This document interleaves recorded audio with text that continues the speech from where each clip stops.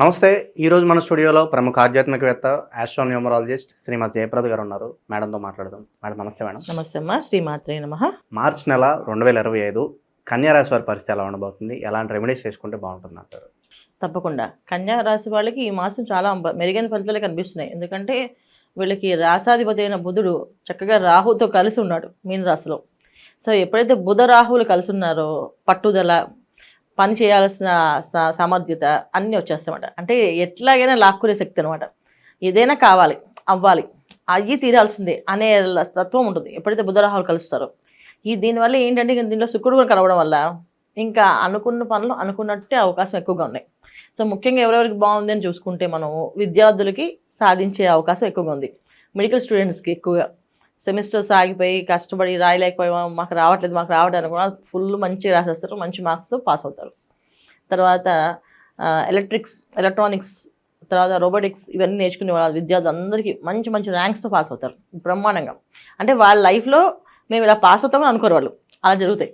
అంత బ్రహ్మాండంగా చదువుతాయి. కాస్త చదవాలి, చదవకుండా అయితే పాస్ అవుతారని చెప్పట్లేదు నేను, చదివితే పాస్ అవుతారు. అయితే ఇంతకుముందు ఎంత చదివినా మధ్యలో అక్కడికి ఏదో ఒక మాయలో పడిపోయింది. ఎందుకంటే ఇక్కడ రాశిలో కేతు, మీన రాశిలో రాహు. ఈ రాహుకేతులు ఇద్దరు మధ్యలో ఏంటంటే ఏదో ఒక మాయ, ఏదో ఒక వ్యామోహంలో పడిపోవడం, చేస్తామనుకోండి చేయలేకపోవడం, ఇవన్నీ జరుగుతుండే వాళ్ళకి. ఈసారి ఏంటంటే పట్టుదలతో కృషితో వచ్చేస్తారు. ఎంత సాధించుకొస్తారంటే అసలు బ్రహ్మాండమైన ర్యాంక్స్ తోటి విద్యార్థులకి అయితే మంచి అవకాశం, చాలా బ్రహ్మాండమైన అవకాశాలు అన్ని రంగాల విద్యార్థులకి. అయితే వీళ్ళకైతే చెప్తుంటే ఎన్నో లక్షల ఫీజులు ఇవి. మిగతా వాళ్ళందరికంటే వీళ్ళకి ఎక్కువ లక్షలు ఒక సెమిస్టర్ పోతే మళ్ళీ 1,00,000-2 లక్షలు కట్టాల్సి వస్తుంది. అలాంటి పరిస్థితి లేకుండా చక్కగా పాస్ అయ్యే అవకాశాలు ఎక్కువగా ఉన్నాయి వాళ్ళకి.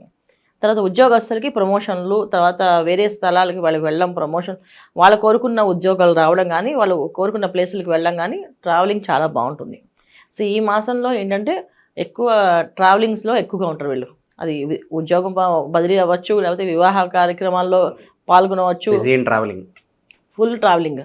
తర్వాత క్షేత్రాలు దర్శనం చేసుకొని రావచ్చు, కొంతమంది విహారయాత్రలకు వెళ్ళి రావచ్చు, వరల్డ్ టూర్స్కి వెళ్ళి రావచ్చు. ఇలాంటివన్నీ కూడా బ్రహ్మాండంగా కనిపిస్తున్నాయి వీళ్ళకి. మరి యాత్రలు వాళ్ళకి లాభదాయకంగానే ఉంటాయి అంటారు? మొత్తం అన్నీ లాభదాయకంగా. వీళ్ళంటే డబ్బు విపరీతంగా ఖర్చు అవుతుంది. అప్పు చేసేనే ఖర్చు పెడతారు. ఆ అప్పు చేయకుండా ఖర్చు పెట్టుకోగలిగితే అది సామర్థ్యత వీళ్ళది. కానీ జనరల్గా వీళ్ళకి ఆటోమేటిక్గా వాళ్ళు పర్లేదులే, ఈసారి మళ్ళీ అందరూ కలిసి వెళ్తూ ఉంటారు కదా. సో మొత్తం వీళ్ళతో పాటు వెళ్తాం కనుక ఒకసారి అప్పు చేసిన వెళ్దాం, ఏం కాదు, అందరూ మళ్ళీ వెళ్ళి రారు కదా వీళ్ళంతా అనుకుని అలా వెళ్ళడం. సో పాజిటివ్ ఎనర్జీస్ ఎక్కువగా కనిపిస్తున్నాయి వీళ్ళకి. అన్ని పనుల్లో అన్ని రంగాల్లో ముందుకు వెళ్ళడానికి ఫాస్ట్గా వెళ్తున్నారు. కానీ డబ్బు మాత్రం అధికంగా ఖర్చు అవుతుంది.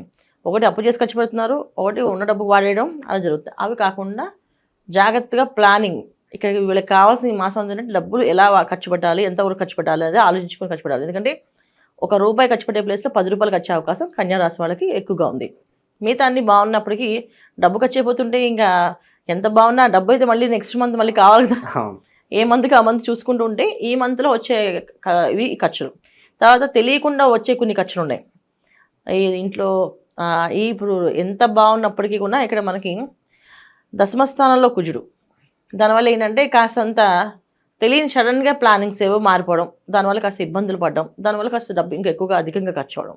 సో ముఖ్యంగా వాళ్ళ సొంత వాళ్ళని, పేరెంట్స్ని జాగ్రత్తగా చూసుకోవడం, తర్వాత ట్రావెలింగ్స్ అప్పుడు జాగ్రత్తగా వెళ్ళడం, జాగ్రత్తగా రావడం, వెహికల్స్ నడిపేటప్పుడు కాస్త ఏదైనా నామస్మరణ చేసుకుంటూ వెళ్ళడం. ఎంత బ్రహ్మాండంగా ఉన్నప్పటికీ కాస్తంత ఎప్పుడైతే మీనరాశిలో ఈ 4 గ్రహాలు అంటే ఇప్పుడు 13వ తారీఖు నుంచి రవి కూడా కలిసినప్పుడు ఇంకాస్తంత కొన్ని ఇబ్బందులు వచ్చే అవకాశం ఉంది. అవి ఈ ఇబ్బందులు ఆ ఇబ్బందులు చెప్పను కానీ కాస్త మొత్తం అయితే వస్తాయి. జాగ్రత్తగా ఉండడం చాలా ముఖ్యమైన అవసరం వీళ్ళకి. తర్వాత రాజకీయ నాయకుల్లో ఉండే వాళ్ళకి రాజకీయ పరంగా చాలా బాగుంటుంది. తర్వాత మీడియా రంగంలో పనిచేసే వాళ్ళకి యోగం చాలా బ్రహ్మాండంగా ఉంది. వివాహ ప్రయత్నాలు చేసే వాళ్ళకి వివాహాలు అయ్యే అవకాశం ఉంది. మంచి కుటుంబాలకు వెళ్ళే అవకాశం ఉంది. మంచి కుటుంబాల్లో కలవడం, మంచి కుటుంబాలు రావడం అనేది జరుగుతుంది. చక్కగా సంతాన యోగం బాగుంది. తర్వాత దీర్ఘకాల రోగాల నివారణ, అంటే ఎప్పటి నుంచో ఒక వ్యాధి వీళ్ళు పీడిస్తుంది, దానికి మందు దొరకట్లేదు, అది దొరికి హ్యాపీగా వీళ్ళు బయటపడతారు.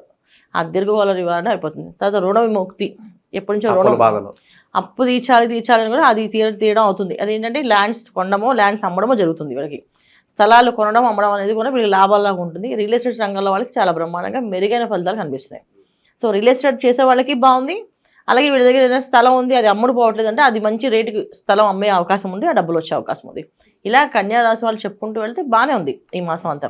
ఎలాంటి చేసుకుంటారా? వ్యాపారాలు చేస్తే చాలా లాభదాయకం అంటారు మేడం వీళ్ళకి ఈ మాసం? అంటే ఏదైనా వ్యాపారం అనేది కొంచెం జాగ్రత్తగా ఆలోచించి చేయాలి. వాళ్ళ జాతకంలో యోగాలు ఎలా ఉన్నాయి, ఇప్పుడు వ్యాపారం బాగుంది అని కాదు, వ్యాపారంలో కలిసి వస్తుంది అంటే వాళ్ళకి ఏ వ్యాపారాలు కలిసి వస్తాయి అని చెప్పచ్చు జాతకంలో. కానీ ఆ వ్యాపారాలు వాళ్ళకు అనుభవం ఉండాలి కదా. ఇప్పుడు బంగారం వ్యాపారం బాగా కలిసి వస్తుందంటే బంగారంలో అనుభవం ఉండాలి కదా. అలాగే బట్టల వ్యాపారం కలిసి వస్తుందంటే బట్టల వ్యాపారంలో అనుభవం ఉండాలి కదా. సో వాళ్ళకి అనుభవం ఉన్న వ్యాపారాలు చేసుకుంటూ జాతకాల్లో ఉండే దశలు, వాళ్ళ జాతకంలో ఉండే దశలు ఏమైతే ఉన్నాయో అవి చూసుకుంటూ ఈ గోచార రీత్యా బాగుంది కనుక దశలు కొన్ని యోగిస్తున్నాయంటే ఇంకాస్త ముందుకు వెళ్ళి మెరుగైన ఫలితాలు వస్తాయి. అంటే వ్యాపారం రాణింపు, గుర్తింపు అనేది జరిగే అవకాశం ఎక్కువగా ఉంటుంది. ఇవి చూసుకోవాలి వీళ్ళు. ఇంకా మెరుగైన ఫలితాల కోసం దైవారాధన విషయంలో మంచి రెమెడీస్ ఉంటే తెలియజేయండి మేడం. తప్పకుండా వీళ్ళు ఎలాగ వీళ్ళు తీర్థయాత్రలు వెళ్తున్నారు, తర్వాత హ్యాపీగా విహారయాత్రకి వెళ్తున్నారు, అన్ని యాత్రలకు వెళ్తున్నారు కనుక ఇంట్లో నిత్యం దైవారాధన, దీపారాధన రోజు దీపం వెలగాల్సిందే, ఖచ్చితంగా పెట్టాలి. పెడితే అన్ని అనుకూలంగా ఉంటాయి. సో ఇంట్లో దీపం వెలిగించి అప్పుడు మీరు ఎక్కడైనా ఏమైనా చేయండి. ఇంట్లో దీపం పొద్దున్న సాయంత్రం పెట్టండి, అన్ని అనుకూలంగా మారుతాయి. ప్రతి ఒక్కళ్ళకి ఏంటంటే వచ్చేది మనకి చైత్ర మాసంలో విశ్వవసు నామ సంవత్సరం కనుక ఈ సంవత్సరం అంత బాగుండాలంటే అందరూ కలిసి కంటిన్యూ ఒక నామాన్ని ఎప్పుడు జపం చేసుకో. శివాయ గురువే నమః, శివాయ గురువే నమః అని మంత్రాన్ని ఎక్కువ చేయడం వల్ల ఆర్థికపరమైన ఇబ్బందులు లేకుండా ఉంటారు, ఆరోగ్య సమస్యలు లేకుండా ఉంటారు, సంతానం విషయంలో ఎటువంటి సమస్య చింత లేకుండా బాగుంటుంది. అలాగే వివాహ ప్రయత్నాలు చేసే వాళ్ళకు కూడా వివాహం అయ్యే అవకాశం ఉండి మంచి ఇంటికి వెళ్ళే అవకాశం ఉంటుంది. ఎందుకు అంటే శివాయ గురువై నమః అనేది ఎక్కువ చదవడం వల్ల అంటే విశ్వవసునామ సంవత్సరంలో వచ్చే ఏదైతే ఉందో మనకి రవి విగ్రహం ఒక అనుగ్రహం, అంటే రవి భగవానుడు ఒక అనుగ్రహం కోసం చేసేది ఇది. రవి భగవానుడు ఖచ్చితంగా మనుషులకి మంచి ఆలోచనలు, మంచి బుద్ధిని ఇస్తాడు. ఆ మంచి బుద్ధి ఆలోచనలు రావాలి, అది పక్కదారులకు వెళ్లకుండా ఉండాలి. ఎందుకంటే ఆయన ఇచ్చేది మంచి ఆలోచనలు, మంచి బుద్ధి ఇచ్చినా కొంచెం పరుష వాక్యాలు కూడా ఇచ్చే అవకాశం ఉంటుంది. అంటే అహంకారాన్ని కూడా ఇచ్చే అవకాశం ఉంది. అహంకారం మాకు వద్దు స్వామి, ఆలోచనలు బాగుండాలి అనుకుంటూ శివాయ గురువే నమః అనే మంత్రాన్ని ఎక్కువగా నామాన్ని అలవాటు చేసుకుని జపం చేస్తుంటే ప్రతిరోజు ఇది పెద్దగా మా మంత్రం కింద కదా రాదు, ఇది నామం కింద వస్తుంది.